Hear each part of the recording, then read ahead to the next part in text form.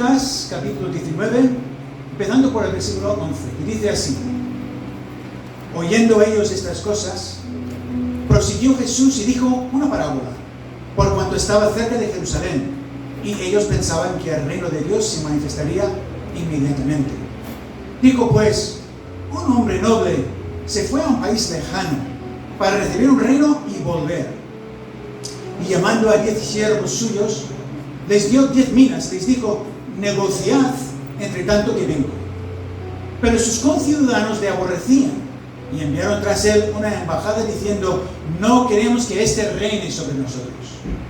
Aconteció que, vuelto él, después de recibir el reino, mandó llamar ante él a aquellos siervos a los cuales había dado el dinero, para saber lo que había negociado cada uno.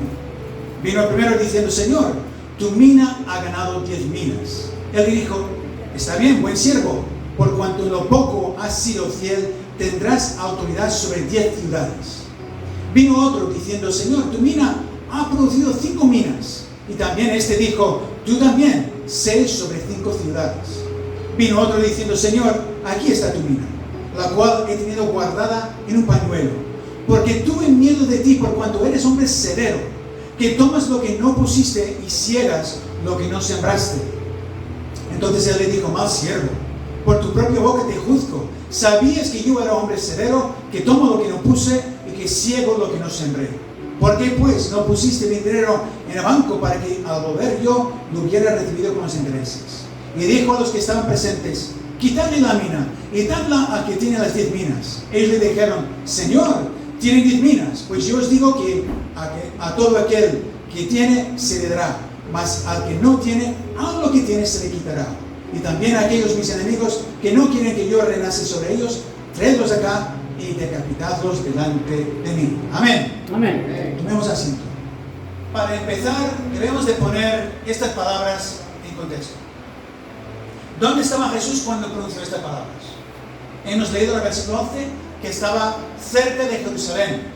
Y de hecho se encontraba en ese momento en Jericó, la ciudad de Jericó, según podemos leer al principio de este capítulo. Habiendo entrado Jesús en Jericó, iba pasando por la ciudad. Pues bien, ¿y a dónde se dirigía Jesús en breve? Pues precisamente a Jerusalén. De hecho, el resto de este capítulo describe la entrada triunfal de Jesús en la ciudad capital de Israel. ¿Y qué es lo que esperaban los discípulos de Jesús en este momento tan crucial del ministerio de Jesús? Ya habían pasado unos 3 años con él y presentían que este era el momento en que Jesús reclamaría el trono e inauguraría ese reino mesiánico según todo lo que estaba profetizado acerca de él. Por eso hemos leído al versículo 11 que ellos pensaban que el reino de Dios se manifestaría inmediatamente. Eso es lo que esperaban. ¿Pero qué es lo que hace Jesús?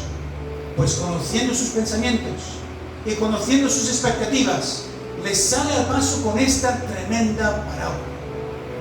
Una enseñanza profunda que además sale al paso de nuestra situación actual, como ahora vamos a ver. Esta parábola es similar a la de los talentos en Mateo 25, pero a la vez es demasiado distinta para ser considerada misma parábola. Si las comparas a las dos, verás que, para empezar, Jesús la refirió en ocasiones distintas.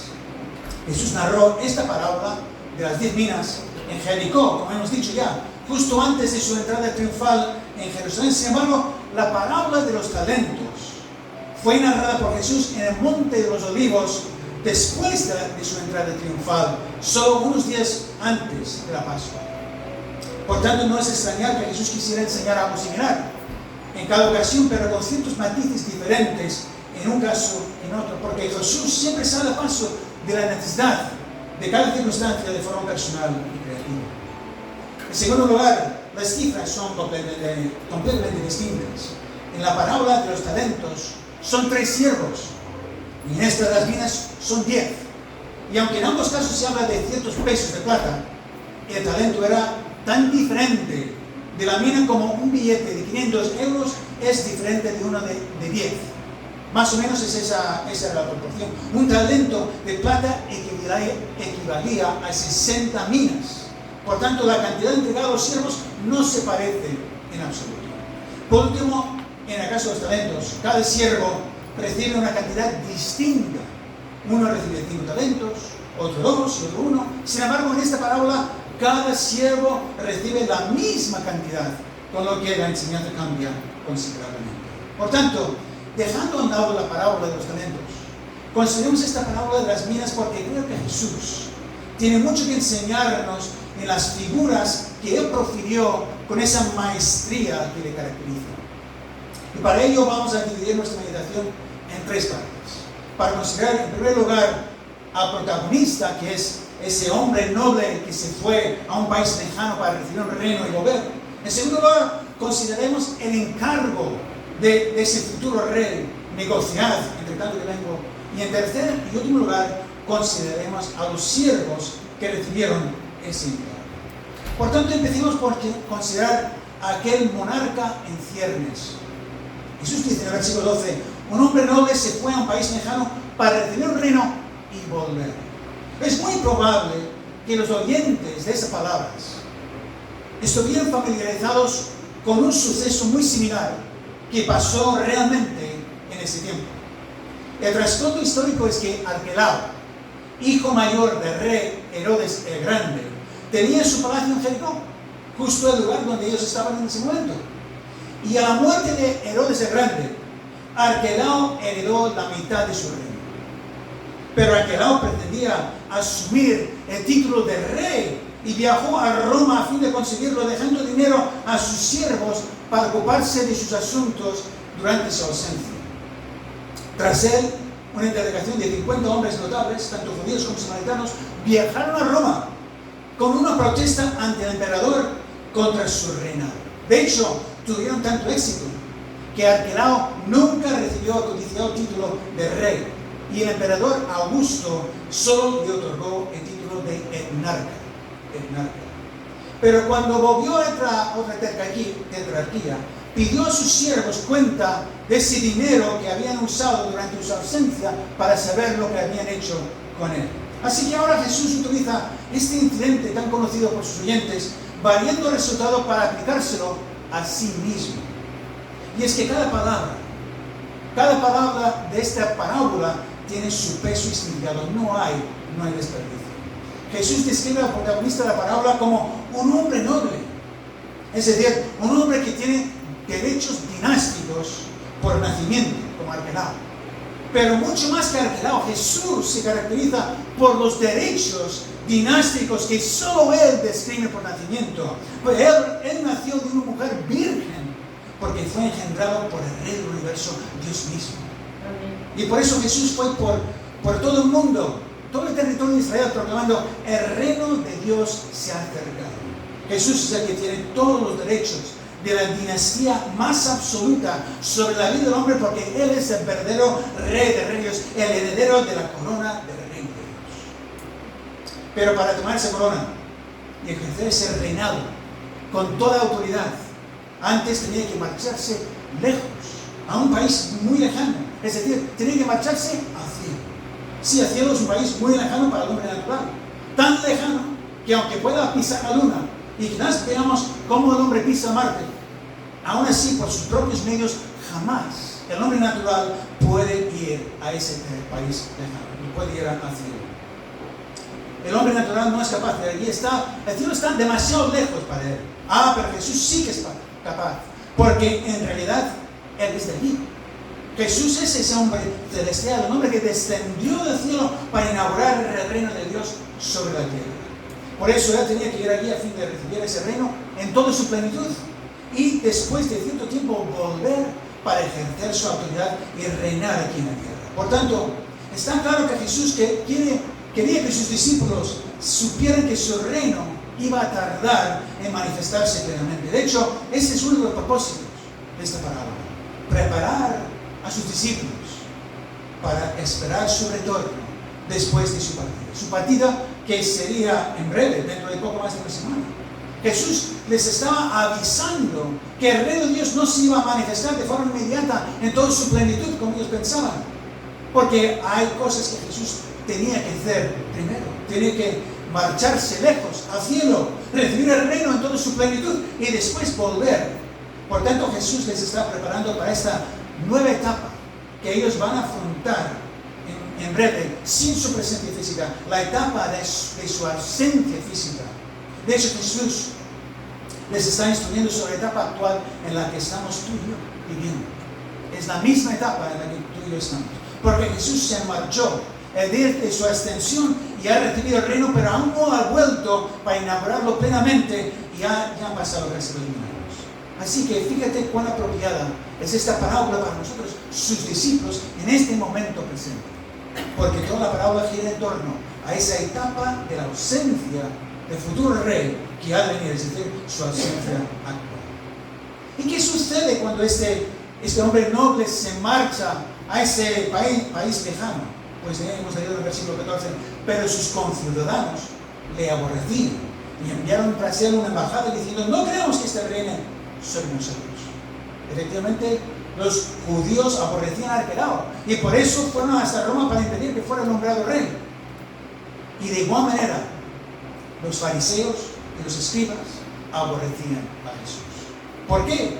Porque Jesús ponía de manifiesto su hipocresía y amenazaba con quitarles los beneficios y privilegios que ellos gozaban. Jesús ponía en entredicho, ponía en evidencia muchas de las tradiciones que ellos habían establecido para su propio interés. Jesús era una amenaza para ellos, por lo que ellos lo aborrecían. Sin embargo, muchas veces los fariseos, saduceos, los escribas se disfrazaban de amigos de Jesús y públicamente le halagaban, mientras que a escondidas buscaban la manera de matarlo. De verdad que aquí veo cierta ironía en la parábola de Jesús, porque a lo menos los 50 hombres que protestaron contra el reinado de Arquelao lo hicieron de forma pública. Pero los muchos judíos que aborrecían a Jesús no tuvieron ni siquiera el valor de decirlo públicamente, sino que obraban en oculto, detrás de un velo de disimulo y halago. Pero lo que para el hombre está escondido, para Dios está manifiesto. Él lo ve claramente. Aunque los judíos no escribieron ninguna protesta formal contra Jesús, es como si lo hubieran hecho delante de Dios, porque Dios escudriña los corazones y conoce los pensamientos más secretos de cada hombre y de cada mujer. De manera que la aseveración "no queremos que este reine sobre nosotros" era más que patente delante de Dios, delante del Rey del Universo. Y eso nos recuerda que si confesamos públicamente a Jesús como nuestro Señor y Salvador, lo realmente importante es que lo sea aquí. Que lo sea aquí en nuestro corazón. Porque eso es lo que ven los ojos divinos. Lo que está escondido de los ojos humanos, lo que solamente está allí en nuestro corazón. De nada sirven las apariencias religiosas delante de Dios. Como aquellos que decían: Señor, Señor, no profetizamos en tu nombre, y en tu nombre echamos fuera demonios, y en tu nombre hicimos muchos milagros. Pero Jesús le responde: nunca os conocí, apartaos de mí, hacedores de maldad. Y explica: no todo el que me dice Señor, Señor entrará en el reino de los cielos, sino que hace la voluntad de mi Padre que está en los cielos. De manera que lo importante es que hagamos la voluntad del Padre. Es decir, que creamos con todo nuestro corazón en la persona y obra de Cristo Jesús y seamos hechos cada día a su imagen y semejanza. Lo meramente aparente puede engañar a otros, incluso a nosotros mismos, pero Dios no puede ser burlado. Así pues, no seamos como aquellos conciudadanos judíos que aborrecían a Jesús en su corazón, sino que amémoslo con toda nuestra mente, con todas nuestras fuerzas, con toda nuestra alma, con toda nuestra vida. Porque Él es el Rey que ha de venir y no solo reinará durante 1000 años sobre la tierra, sino que su reino no tendrá fin. Amén. Muy bien, hemos visto la parábola, el Rey que ha de venir. Pasemos a considerar el encargo que hizo a sus siervos. En el versículo 13 hemos leído: y llamando 10 siervos suyos, les dio 10 minas y les dijo: negociad entre tanto que venga. Aclaremos qué eran esas 10 minas que no le entregó a sus siervos.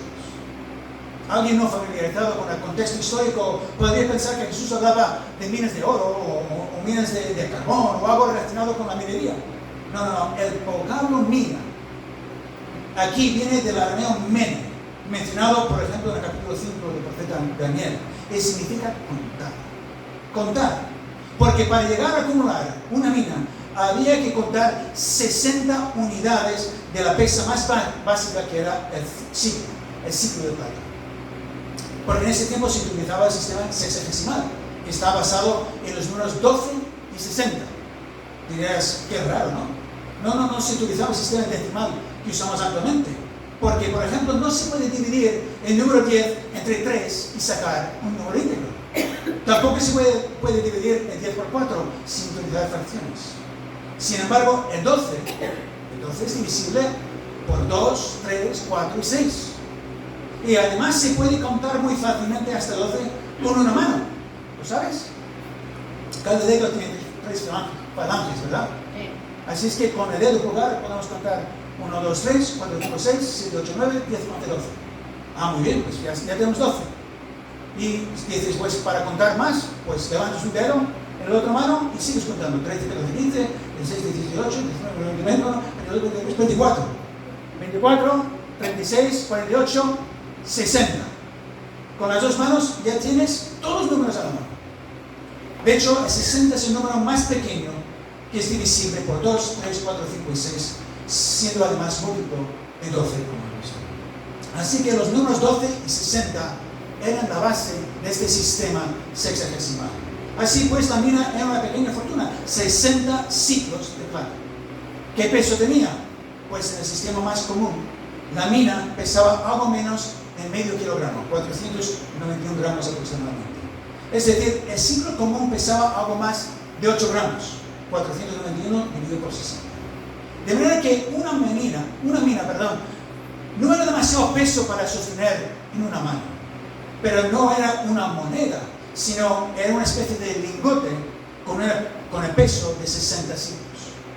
Cuando en la parábola del hombre noble vemos que él reparte 10 minas a sus siervos, podemos imaginarlo con una bolsa llena de plata que pesaba casi 5 kilos. Entonces él fue sacando 10 lingotes de plata, cada uno de igual peso, 60 ciclos, y lo repartió entre sus siervos. Cada uno recibió una mina de plata. Pero entonces, ¿por qué 10 minas? ¿Por qué 10 siervos? ¿Por qué 10? Hemos dicho que el sistema monetario entonces era sexagesimal. No se basaba en el número 10, sino en el 12 y el 60. Ah, pero el número 10 es importante por su significado bíblico.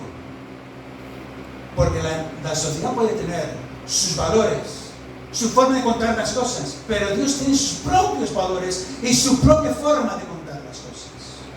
De hecho, el número 10 es uno de los números perfectos que describe la Biblia. El número 10 habla de algo completo, sobre todo en cuanto al orden divino. Completo en el orden divino. Por eso hay 10 mandamientos en la ley de Moisés. 10 mandamientos que son todo lo necesario para cumplir con el orden divino. Asimismo, por eso hubo 10 plagas. 10 plagas sobre Egipto, cuando Dios envió a Moisés para enfrentarse con Faraón. 10 plagas que eran el castigo completo sobre el pueblo egipcio a fin de liberar a su pueblo. Por eso hay 10 aseveraciones de yo soy de parte de Jesús en el Evangelio de Juan. Y por eso Jesús habla de 10 minas y 10 siervos, porque es el número que representa la perfección de Dios en el orden divino. Mira, no sabemos cuántos han de ser salvos, pero sabemos que hasta que ese número no sea completado, hasta que no sea 10, en ese sentido, Jesús no regresará para inaugurar su reino. Por tanto, tú y yo, como discípulos de Jesús, formamos parte de esos 10 siervos, un grupo establecido y ordenado de una forma perfecta por parte de Dios. Y a cada uno se nos ha dado una mina, una sola, del mismo valor y todos por igual. Así que, ¿qué puede ser esa mina? ¿Qué puede ser esa mina? Pues para mí estaba muy claro, ¿verdad? La mina representa el Evangelio. La mina es el Evangelio. En palabras, los talentos, cada uno recibía una cantidad diferente porque se trataba de los dones personales que Dios repartía a sus hijos. Pero en esta parábola, todos recibimos lo mismo, porque el Evangelio es el mismo, para el rico y para el pobre, para el libre y para el esclavo, para el hombre y para la mujer, para el judío y para el gentil, para el erudito y para el analfabeto, para todos. Porque sin el Evangelio, delante de Dios, todos estamos en la misma posición nefasta, condenados. Pero en el Evangelio, Cuando estamos en el Evangelio, todos estamos de nuevo en la misma posición privilegiada, justificados delante de Dios en la justicia de Cristo.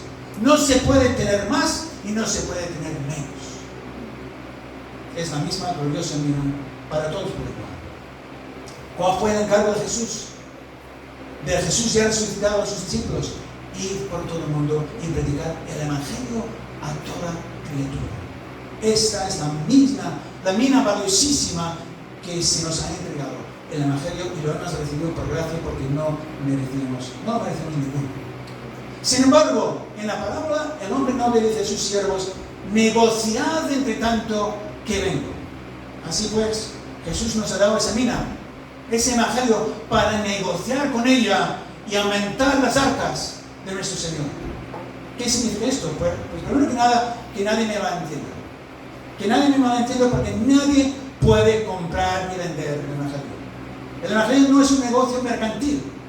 Y si hacemos del Evangelio un negocio comercial, estamos cayendo en algo terrible, terriblemente condenable. Acordaos de Pedro. Cuando Pedro le dijo a ese hombre llamado Simón, que quiso comprar el poder para bautizar a las personas con el Espíritu Santo: tu dinero perezca contigo, porque has pensado que el don de Dios se obtiene con dinero. No se puede. No se puede obtener el favor de Dios con dinero, en absoluto. Líbranos, Dios, de cometer semejante error en cualquier medida o forma. Estamos hablando de una parábola, donde cada personaje, objeto y acción tiene un valor simbólico. El hombre noble representa a Jesús, el rey de reyes. A los conciudadanos representan a los judíos que rechazaron a Jesús. Los 10 siervos representan a la iglesia, a los que hemos quedado a cargo de las 10 minas, mientras Jesús toma su corona y vuelve a reinar. Y las 10 minas representan el Evangelio repartido por igual a cada uno. Y el negocio representa la obra en el Evangelio que a cada uno de nosotros nos corresponde realizar. La obra en el Evangelio. Se trata de multiplicar las minas, o sea que el Evangelio haga su obra en nosotros y a través de nosotros, a fin de que nosotros experimentemos toda su riqueza y muchos más experimenten la riqueza de esa mina preciosa. Fíjate que no es la responsabilidad de unos pocos solamente. Los 10 son los que deben negociar cada uno con su mina a fin de multiplicar su riqueza. Los 10, todos. Por tanto, todos tenemos la misma responsabilidad y el mismo privilegio. Por eso el apóstol diría: pero tenemos este tesoro, la mina, el Evangelio, en vasos de barro, para que la excelencia del poder de Dios sea de Dios y no de nosotros. Fíjate, el mérito no está en nosotros. El mérito está en la mina, en el Evangelio. El Evangelio tiene en sí mismo la capacidad de multiplicarse en nosotros y a través de nosotros. Pero nosotros tenemos la responsabilidad de negociar de tal manera que esa multiplicación pueda producirse. Y creo que hay 2 direcciones en las que debemos de negociar con la mina, como si de 2 fondos de inversión se tratara, si habláramos en términos financieros. Primeramente, debemos dejar que el Evangelio transforme nuestra propia vida, haciendo morir al viejo hombre y haciendo vivir el nuevo hombre que Dios ha establecido para cada uno de nosotros. Como dice Pablo a los Efesios, en cuanto a la pasada manera de vivir, despojaos del viejo hombre, que está viciado conforme a los deseos engañosos, y renovaos en espíritu vuestra mente, y vestíos del nuevo hombre creado según Dios en la justicia y santidad de la verdad. Estamos caminando en la justicia y santidad de la verdad según la voluntad de Dios. Estamos dejando que el Evangelio nos transforme cada día a imagen y semejanza de nuestro hermano mayor Cristo Jesús. Esta es la primera dirección en la que tenemos que negociar con la mina, diciendo no a los enemigos de nuestra alma, Satanás, el mundo de la carne, y diciendo sí a la voluntad de Dios según el Espíritu Santo, nuestro Hijo. Porque solo así seremos verdaderamente ricos para con Dios. Y solo así podremos disfrutar de toda la riqueza de la mina que nos ha sido conferida. Asimismo, la segunda dirección en la que debemos de negociar con la mina es mediante el compartir el Evangelio con los demás. Ir por todo el mundo y predicar el Evangelio a toda criatura, porque en el reino de Dios, fijaos que en el reino de Dios los principios financieros son muy diferentes a los que estamos acostumbrados. Estamos acostumbrados al principio de la limitación de recursos, ¿verdad? Solo podemos gastar una cierta cantidad de dinero hasta quedarnos sin nada. Pero resulta que el Evangelio no tiene esa limitación. Puedes compartirlo con millones de personas y todavía te queda para ti y para otro millón. Podemos compartir el Evangelio cuantas veces queramos. Y debemos de compartirlo. Pero, hay un riesgo, ¿verdad? Hay un riesgo, igual que los siervos. Por ejemplo, los siervos convertidos en mayordomos interinos tuvieron que asumir ciertos riesgos al negociar con su mina. Tuvieron que gastar parte de la plata para poder comprar algo y luego vender. Así podían negociar. A lo mejor alguno compró, por ejemplo, por poner un ejemplo, alguno podría comprar una gallina que le costaría X ciclos de plata, una parte de su mina. Pero luego pudo vender los huevos durante mucho tiempo y así pudo amortizar su gasto y generar beneficios con el tiempo. Pero tuvo que asumir ciertos riesgos, ¿verdad? ¿Y si la gallina solo producía un huevo a la semana? ¿Y si la gallina se enfermaba y muriera antes de amortizar el dinero gastado? Pero así es la vida, hermanos. Así es la vida. Hay riesgos que hay que asumir. Hay riesgos que tenemos que asumir sí o sí. Quizás no todo el mundo con el que compartas el Evangelio te mire con buenos ojos. Quizás algunos se enfaden contigo. Quizás incluso pierdes alguna amistad. ¿Qué te parece? Como decía Manole antes, minucios. Los que están corriendo verdaderos riesgos son los que viven en países donde el Evangelio es perseguido hasta la muerte. Me quito el sombrero ante los cristianos que están dispuestos a morir por su fe y que dan más valor a la mina del Evangelio que a su propia vida. ¿Acaso estás arriesgando tanto que tú no puedes compartir el Evangelio con tus compañeros de trabajo? ¿O con un amigo o con un vecino? Empecemos a negociar de verdad con ese tesoro que se nos ha entregado y no nos avergoncemos del Evangelio de Cristo, porque es poder de Dios para salvación a todo aquel que cree. Amén. ¿Acaso hay algo más valioso que puedes compartir con tu familia, con tu entorno y con todo el mundo? Cuanto más compartas la mina del Evangelio con otras personas, más te enriquecerás tú mismo y más les enriquecerás a ellos también. Bueno, pues pasemos al tercer y último enunciado de hoy, los siervos. Y como he dicho, estos siervos fueron convertidos en mayordomos interinos. Mayordomos interinos. ¡Qué privilegio! ¿Qué privilegio tuvieron estos siervos como mayordomos interinos? ¿Y qué responsabilidad también tuvieron que asumir? Y si bien es cierto que los 10 fueron iguales en lo que recibieron, porque el Evangelio es el mismo para todos, también es cierto que fueron desiguales en el provecho que cada uno sacó de esa mina. De hecho, uno de ellos no sacó ningún provecho de la mina que recibió. Él dijo: aquí está tu mina, la cual he tenido guardada en un pañuelo, porque tuve miedo de ti, por cuanto eres hombre severo, que tomes lo que no pusiste y ciegas lo que no sembraste. Antes de marchar, el futuro rey les había encargado claramente: negociad entre tanto que vengo. A ver, ¿qué es lo que no has entendido, siervo? ¿Por qué este siervo no lo hizo? ¿Por qué no hizo lo que se le había encomendado? Por temor. Él mismo confesó: porque tuve miedo. Porque tuve miedo. Hermanos, el temor no es buen compañero de viaje. No es buen compañero. El temor nos paraliza porque nos impide asumir los riesgos que hay que asumir en la vida. Y así nos incapacita para la obra que se nos ha encomendado.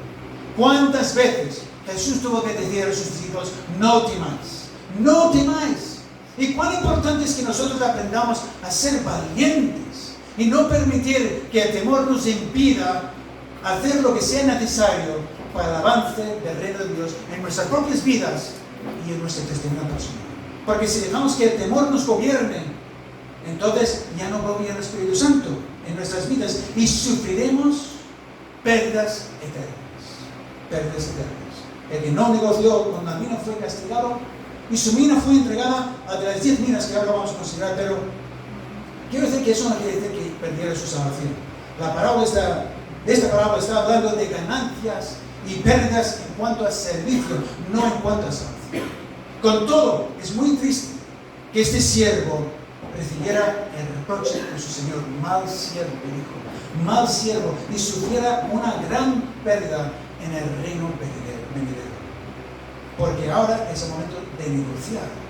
Este es el momento, hermanos, de negociar con la mina que se nos ha encomendado, y esa obra del Evangelio que nos ha sido encomendada tiene una proyección eterna. Una proyección eterna para bien o para mal. Porque fijémonos en el ejemplo del primer siervo. Vino primero diciendo, Señor, tu mina ha ganado 10 minas. Ay, con cuánta propiedad ha hablado este siervo, me encanta. No dice, yo he ganado 10 minas con la mina que me diste. No, no, no. Tu mina ha ganado otras 10. Es la mina la que tiene la capacidad de multiplicarse. Nosotros solo somos las manos por las que el milagro se produce. ¡Qué maravilla! ¡Qué privilegio es nuestro! Jesús dijo que nosotros haríamos cosas mayores que Él, y se estaba refiriendo a esto, porque Él multiplicó los panes y los peces, pero tú y yo estamos llamados a multiplicar las minas. Tengamos claro que se trata de nuestra responsabilidad de procurar esa multiplicación en oración, en testimonio, en predicar a tiempo y fuera de tiempo, pero no es nuestro mérito cuando se produce esa multiplicación.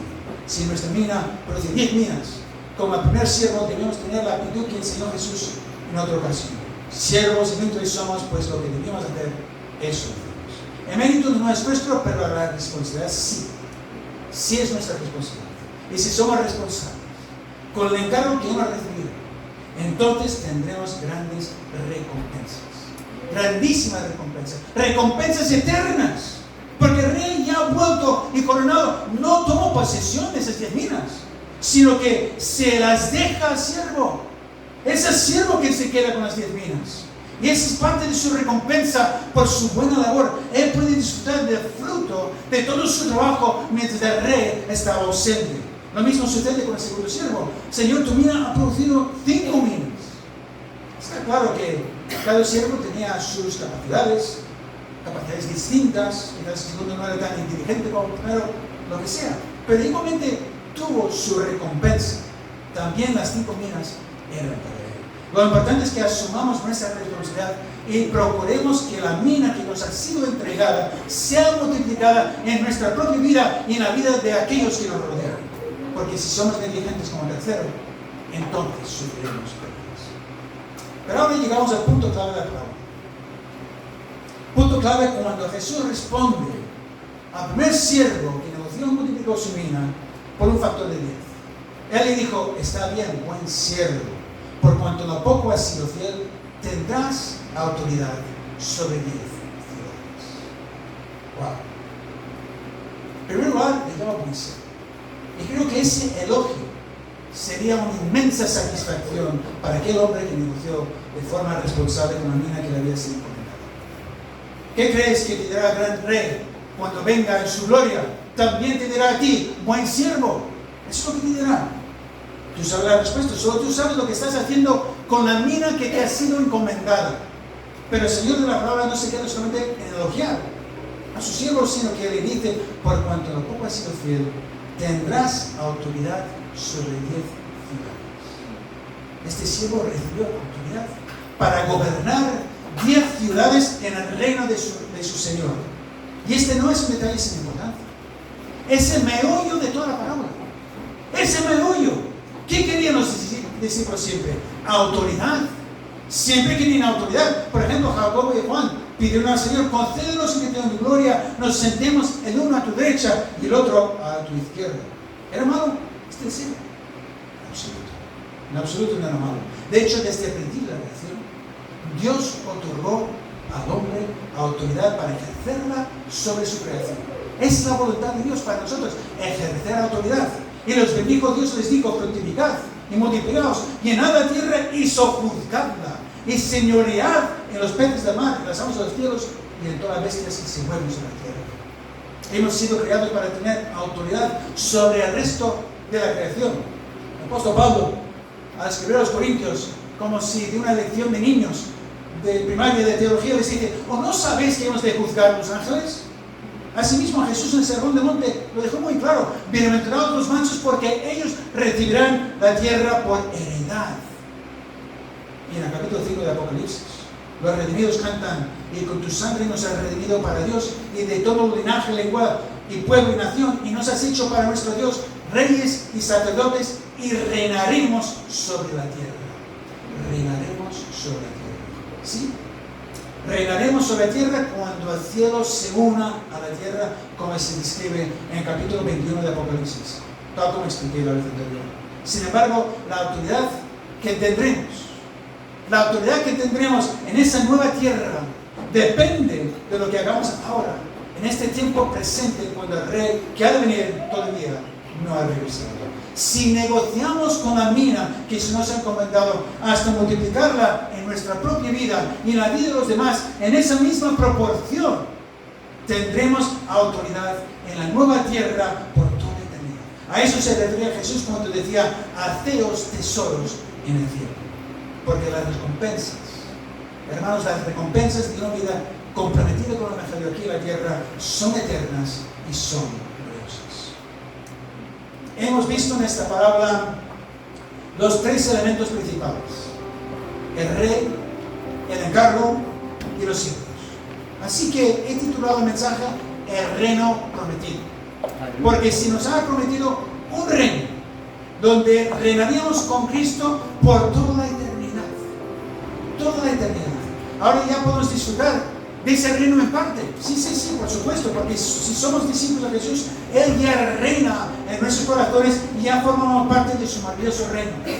Pero tengamos claro que estamos aquí, de paso, en esta tierra que está bajo la maldición del pecado, y estamos esperando el retorno de nuestro Rey para que finalice lo que consumó en la cruz, la restauración de todas las cosas, como decimos la vez anterior, en Hechos 3:21. La vez anterior vimos que Jesús dijo a sus discípulos: voy pues a preparar lugar para vosotros. Y hablamos de ese cielo eterno sobre la tierra, que es nuestro futuro hogar para siempre. Hogar y también reino. Pero el autor dice algo muy acertadamente. Dice que Jesús no solo fue a preparar lugar para nosotros, sino que ahora nos está preparando a nosotros para ese lugar. Ahora nos está preparando a nosotros para ese lugar. De eso se trata esta parábola. Si estamos dejando que Jesús, a través del Espíritu Santo que nos ha legado, nos prepare para nuestro destino eterno. Si estamos negociando adecuadamente con la mina que se nos ha encomendado, si el Evangelio nos está transformando a nosotros día a día y se lo estamos divulgando con todos los que estén a nuestro alrededor, porque en la vida que el Evangelio sea multiplicado en nuestra vida, en esa misma proporción, disfrutaremos de sus recompensas eternas. Amén. Señor. Amén. Señor, aleluya.